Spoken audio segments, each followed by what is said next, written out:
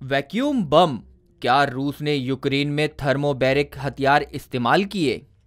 इंसानी हुकूक की तंजीमों और अमेरिका में यूक्रेन के सफीर ने रूस पर जंग के दौरान थर्मोबैरिक हथियार या वैक्यूम बम इस्तेमाल करने का इल्ज़ाम आयद किया है। रूस पर इल्ज़ाम आयद किया गया है। पीर को यूक्रेन के इलाके सीमी में तबाह की जाने वाली ऑयल रिफाइनरी पर थर्मोबैरिक हथियार या वैक्यूम बम से धमाके किए गए थे। ताहम इस इल्ज़ाम की आज़ादाना ज़राए से तस्दीक नहीं हो सकी है। ये भी दावा किया गया है कि यूक्रेन जंग में क्लस्टर बम भी इस्तेमाल किए गए हैं। याद रहे कि दुनिया के बेशतर ममालिक क्लस्टर बमों को ममनुआ करार दे चुके हैं। एमनेस्टी इंटरनेशनल ने रूस पर शुमाली मशरिकी यूक्रेन में एक स्कूल पर हमला करने का इल्ज़ाम लगाया है।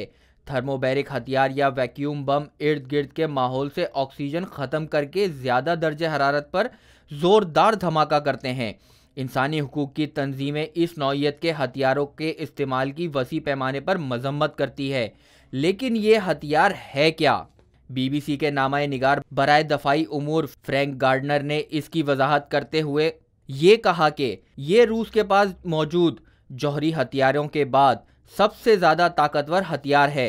मगर वैक्यूम बम इतना ख़तरनाक क्यों होते हैं? वैक्यूम बम काम कैसे करता है? वैक्यूम बम, जिन्हें थर्मोबैरिक धमाके भी कहा जाता है, दो सतहों या हिस्सों में काम करते हैं।